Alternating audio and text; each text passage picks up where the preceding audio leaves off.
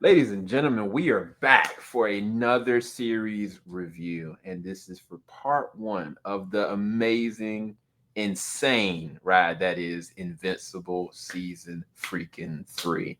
I have here the squad, Ronan Unchained, and Busy Brown. What's going on, gentlemen? What's up? What's up? All This shit's right. good. This shit's It's good. this is our non-spoiler review. So you guys, we're not gonna spill the beans as best we can. But what we can effectively say, unanimously, unless I was wrong and I didn't read the room right, this was freaking epic.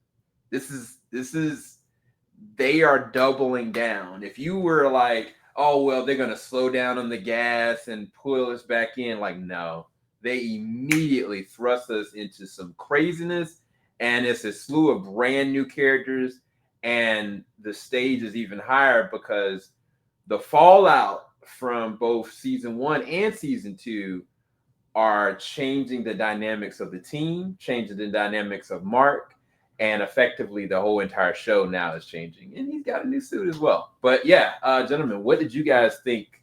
First impressions coming from the second season, how it left off, to what you've seen so far in these first three episodes of part one.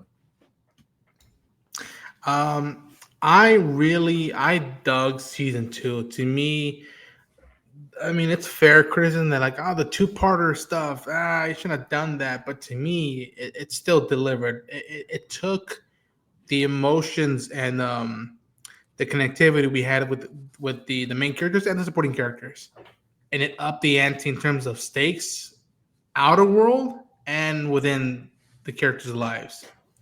With season three, it feels like they're dialing it up to 12 and Mm-hmm. saying that like lay all the cards on the table and see what's still gonna be playable from everybody from Mark to Debbie to Cecil to Eve. Like it's I just love that even though it's been almost a year, even though it's been almost like months, I'm back with the characters and I've missed them. And if anybody keeps forgetting, oh, this show is this show is it for kids or not? No, it's still not a kid show At all. at all. And just you wait till you start watching this season. It is madness. Busy. What was some of your thoughts?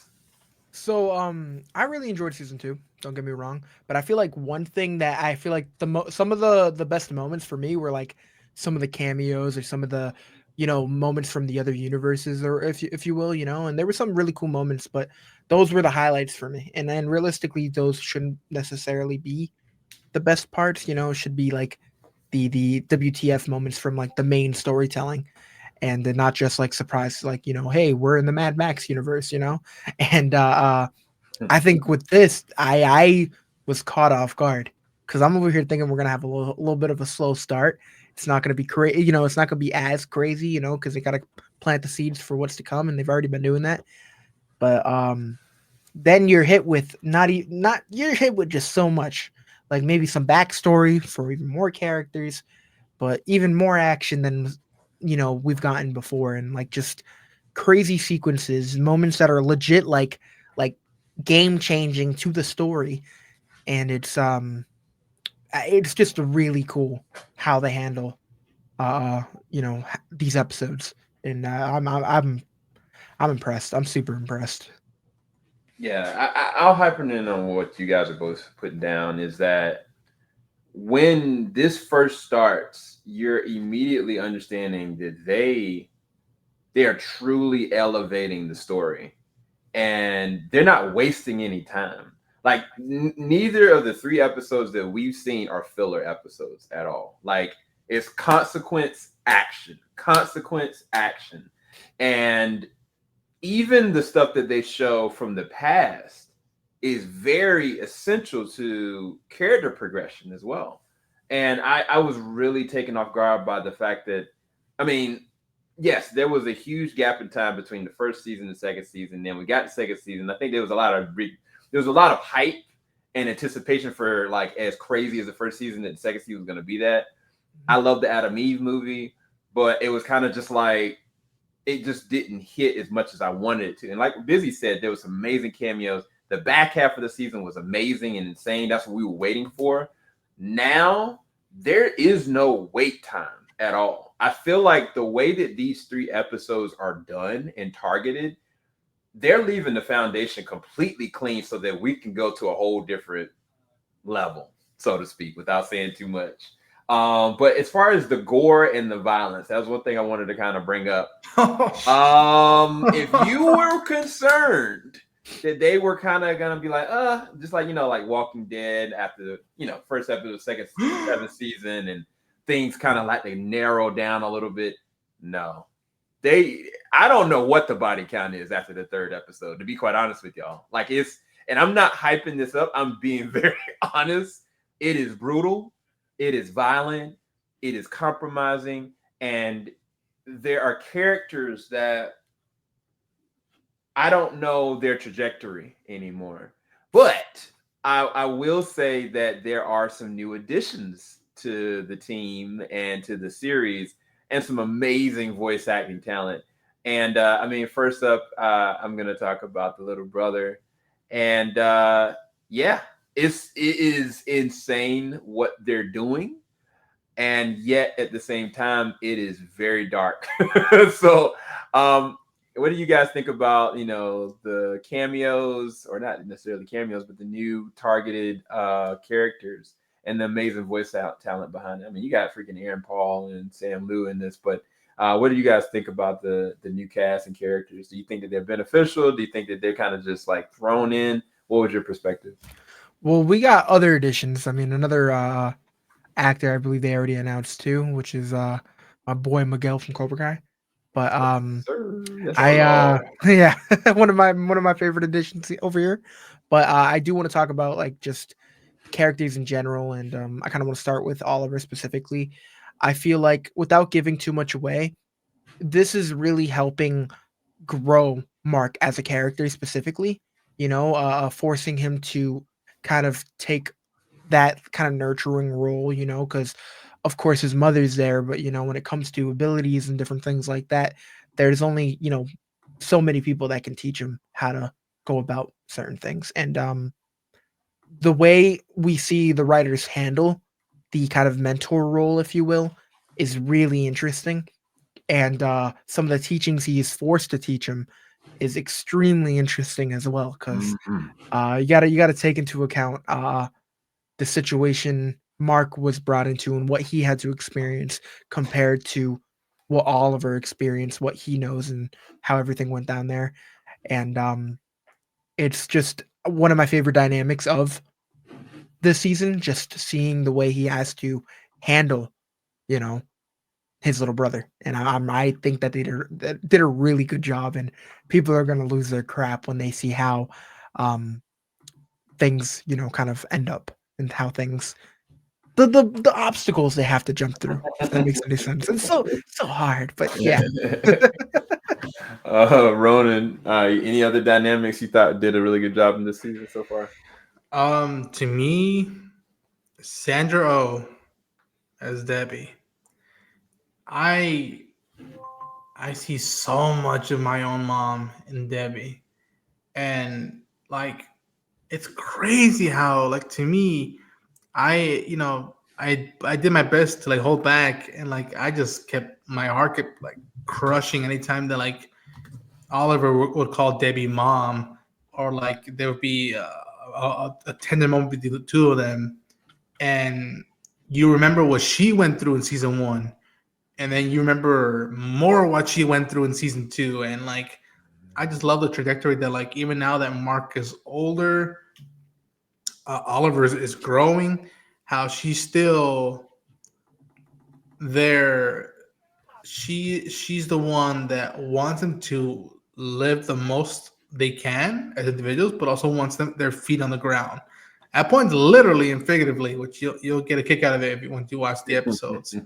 But yeah, to me, seeing what she's gone through and what she's doing nowadays is just it's a remarkable thing, and I think it tells you a lot how rich I can imagine she was in the comics for the first time for viewers, and then how Sandra just took these scripts and just ran with them, and also Eve. I mean, I think you hinted at that. Like, I think that her Adam Eve special is one of the best things I've ever seen in animation, and what I've seen out of Invincible, the series as a whole. Like, to me, it's up there with some of the best episodes, and to see where she's going and how her personal life, so superhero life, is sometimes at odds, and sometimes she's trying to make it work, is very, very fascinating. And folks, be ready for the dialogue. Be ready for the juxtaposition of moments that are echoes. And it's very, again, very, for 3 episodes in, and it's very poetic at points. So poetic and well balanced, in my opinion. And I think you nailed the sentiment. The 3 episodes in, and there's no filler. There's like it's one was just as amazing as the best of the episodes of the first 2 seasons, and then 2 happens, and then 3 happens, and it's just riches, just spoiled riches, and that goes down to the writing, outside of Robert Kirkman, to the directors they brought on, and to the animators. Like, I just it's that sweet spot of like you caring for folks, even when they're not being superheroes. Just tender moments, and how you could sense how one's inner monologue or inner thoughts are running around their heads, especially with someone like, for example, Cecil.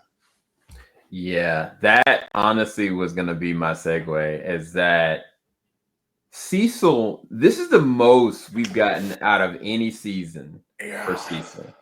And Walter Goggins is in his bag this season on so many different levels. You get to truly understand who and what makes this man tick. Like, you really will get the understanding by the first 3 episodes. Such good writing. And Walter Goggins is eating it up. But I think it's even more so interesting, the parallels and the dialogue, specifically between Mark and Cecil as characters. I really, truly think that they have something here. And I don't know. I think the weird thing is that I don't know where this goes. I have no freaking clue. And again, if some of you guys are comic book readers and have already seen it, shout out to you guys. I am not going to spoil myself. I don't care what I got to do. I'm not going to do it. And I am having the time of my life not knowing and experiencing it in real time. So I'm going to always advocate for that. But yeah, as far as the only other thing that I was just going to mention with this is, the truth is I really don't know where we're going. I think that was what I was gonna kind of lead off with this, and I love that fact. I feel like they've paced it very well. It's really tight. They've animated it in a way that I can see them, if they need to do a huge time jump, I can see how they could do it. But I really truly don't know. But I think the thing that I'll say is that I'm seeing Mark truly becoming a real hero. And it's not just his accolades. It's not just he's gone through pain and he's learned the responsibility of it. There are foundational things that they're doing in Invincible that I don't think any other superhero movie or show have done to these levels.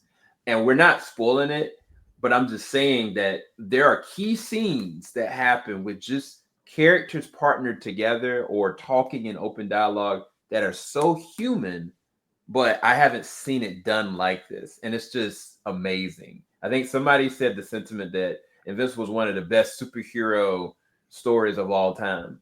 I got it. I'm picking up what they're putting down at this point. So for me, I mean, that's my final thoughts on the fact that I don't know where it's going to go, but I'm loving how rich this actually is. I'm at a 10 right now. This is an A+ for me. I don't really have any negatives, to be honest with you guys. But what were you guys' closing thoughts on how the story is progressing, and then your closing remarks and review? Go ahead, Busy. I mean, I think it's an A, man. I mean, this has been a really good start, dude. I mean, a really good season, excuse me. But I'm really just hoping people are feeling the same excitement we are. I mean, like after watching the specific episode in, let's say, earlier on in the season, I don't want to say what episode, but I feel like I haven't been as excited, during an episode in a while, and there's only one other episode that of a show that I've gotten that excited for in the last, like, say a couple months, and that makes me feel good. It's a good feeling, and I'm glad that we're back to feeling that level of what the actual hell, because I feel like I didn't scream this much in the compared to when we first found out that Omni-Man was a dickhead. So it's like where we are here, it's just same vibes, same level of like what the actual hell, and it's a good feeling. I am Ronan. I think it might be the best superhero show of all time. I think it's up there. Like, to me, I think as of now, it hasn't missed, man. Like, it hasn't like to me, the closest thing I could think of recently hitting that stride. Again, similar vibe, tone to an extent, but I look back at how I felt watching Netflix's Daredevil for the first time. Oof. And how that like brought in the depth of timing with characters in a kitchen, in a restaurant, and in a cheap office, and you see how a mother consults her two sons, or how a soldier in charge of a big operation feels the weight of losing his humanity for the greater good. You sense how the individuality that a heroine is looking right now, and yet looking for connectivity in her personal life. And just we're spoiled, man. We're spoiled with this show, and the fact that Steven Yeun is kicking it is just, again, folks. He had Glenn with Walking Dead, and a lot of people only get one of those in their lifetimes. Now he has Invincible, and so he's in the Kirkman Hall of Fame, and so I love this series, and like, it's an A. Like, again, nothing has dipped. Whenever we're away from characters and we're in another scene, I'm not bored or lost. There's a scene with William and his boyfriend, and I'm not bored. I'm just as engaged and intrigued and wondering how they're doing after the stuff that happened in season 1 and season 2. So, again, keeping it non-spoilerish, I think, folks, if you've seen the first 3 episodes, I think this is the warm spot. We haven't even gotten to the worst stuff yet, and so just hang tight. There's a lot that's going to be happening, and like Sam said, foundational stuff is occurring within these first 3 episodes. Foundational. Yeah.